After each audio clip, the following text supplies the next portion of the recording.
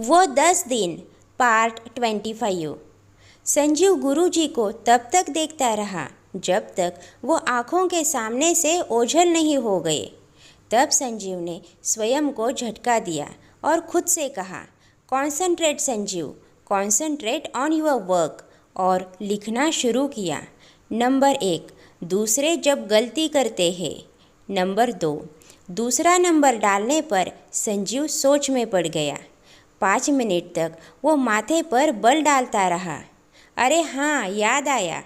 संजीव ऐसे खुश हुआ जैसे कोई बच्चे को खोई चीज़ मिल जाने पर होती है।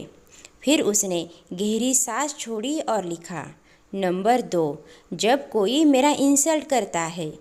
नंबर 3। संजीव लिखते समय अपने लिखे वाक्यों को बोल भी रहा था, पर तीसरा नंबर डालते ही वो फिर से रुक गया और खुद से कहने लगा, और किस बात पर गुस्सा आता है मुझे। वो अपने दिमाग पर जोर डालने लगा और छत की ओर देखने लगा और मुंह बनाकर अपनी आंखें चारों ओर घुमाने लगा। तभी उसकी नज़र छत के कोने में लगी मकड़ी के जाले पर गई और मन ही मन सोचने लगा, वैसे तो गुरुजी बड़े स्ट्रिक्ट बनते हैं, पर अपने एम्प्लॉयज़ पर बिल्कुल नज़र नहीं रखते। वैसे तो चील की नज़र रखते हैं, पर इतना बड़ा जाला नहीं दिखा। माँ होती तो तुरंत रूही को टोकती कि जाला लगना अच्छी बात नहीं होती और उसे तुरंत हटाने को कहती। पता नहीं रूही को मेरी याद आती भी होंगी या नहीं। इसी तरह के विचारों में संजीव भंवर के फंसते जा रहा था। 5 मिनट बाद किसी ने दरवाज़ा खटखटाया और संजीव अपने विचारों से झटके से बाहर निकला। दरवाजे पर देखा तो लक्ष्य खड़ा था। अब क्या है? संजीव ने लक्ष्य से मुंह बनाते हुए पूछा। लक्ष्य ने व्यंग कसते हुए कहा, गुरुजी ने कहा है नाश्ता कर लीजिए, नहीं तो अपने कार्य पर ध्यान केंद्रित होने की जगह जालों पर ध्यान चला जाता है। यह सुनकर संजीव हड़बड़ा गया और उसने अपनी कमर सीधी करके बैठ गया और लक्ष्य मुस्कुराता हुआ वहाँ से चला गया। संजीव कुछ सोचते हुए खुद से ही बोला, वैसे बात सही कह गया और भूख भी लग रही है। पहले नाश्ता करता हूँ, बाद में ये काम पूरा करूँगा। कहकर संजीव नाश्ता करने चला गया और वापस आकर खुद से कहने लगा, फटाफट काम हो जाएगा। हाँ तो कहाँ था मैं? नंबर 1 हो गया, नंबर 2 हो गया, अब नंबर 3। ये कहकर उसने 3 नंबर लिखा। नंबर 3 लिखकर सोच में डूब गया, पर उसे याद ही नहीं आ रहा था।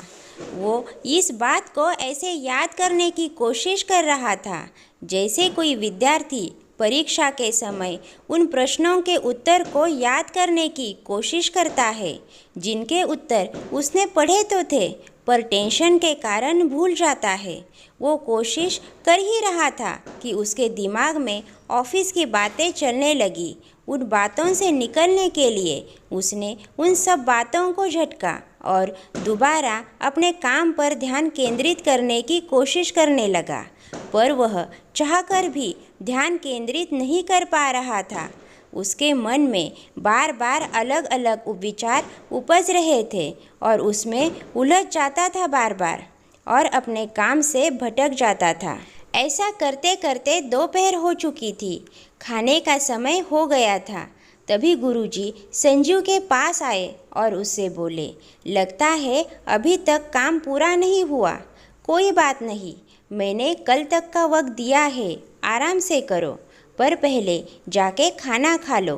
कहकर गुरुजी चले गए। संजीव अब तक काफ़ी थक चुका था, उसे अब उबन हो रही थी। वो खाना खाने के लिए चला गया। उसे इस काम को करने का मन नहीं हो रहा था। वह धीरे धीरे फ्रस्ट्रेट होता जा रहा था। उसे अब उलझन होने लगी थी। आते ही उसने सब पन्ने फाड़ दिए। जोर जोर से चिल्लाकर कहने लगा, नहीं करूँगा, जिसको जो करना है करे, नहीं करूँगा मैं। कहकर सब कुछ ज़मीन पर फेंकने लगा। तभी किसी ने कहा, मुझे नहीं पता था तुम इतनी जल्दी हार मान लेते हो। यह सुनकर संजीव के हाथ रुक गए और उसने पीछे देखा तो गुरुजी खड़े थे, जो हाथ बांधे निर्विकार भाव से उसी को देख रहे थे। कमाल है, the business tycoon Sanjeev Malhotra is uncapable to do this very tiny project. Guruji ने थोड़ा मुंह बनाते हुए कहा। यह सुनकर संजू शॉक हो गया। अपने आप को संभालते हुए बोला, ऐसा कुछ नहीं है। वह तो दिख रहा है। गुरुजी ने चारों तरफ कमरे में नज़र डालते हुए कहा। ये सुनकर संजीव अपनी नज़रें चुराने लगा। खैर, यह सब साफ करके अलमारी से कागज़ निकाल लेना और अपना कार्य पूरा करो, नहीं तो तुम जानते हो इसका अंजाम क्या होगा, कहकर गुरुजी जाने लगे। फिर उन्होंने अचानक से पीछे मुड़कर संजीव से कहा, और हाँ, इस बात को मान लेना कि जब तुमसे कोई कार्य नहीं होता तब भी तुम्हें गुस्सा आता है। इस पर जोर देते हुए गुरुजी ने कहा और चले गए। गुरुजी के जाने के बाद संजीव ने कमरा साफ किया। अभी अलमारी से कागज़ निकालकर लिखना चालू किया। तीसरा कारण तो गुरुजी उसे खुद ही बता कर गए थे, इसलिए वह 3 कारण लिखकर फिर से वहीं पर अटक गया। पूरा दिन इसी विचार पर विचार करता रहा, पर उसे कुछ नहीं सूझ रहा था। अतः हार कर रात को अपने कमरे में जाकर लेट गया। क्रमशः दोस्तों, आगे की कहानी आपको नेक्स्ट वीडियो में सुनने को मिलेगी। कहानी अच्छी लगे तो लाइक ज़रूर कीजिए और ऐसी ही कहानियाँ सुनने के लिए हमारे चैनल को सब्सक्राइब कीजिए। मिलते हैं अगली कहानी में। धन्यवाद।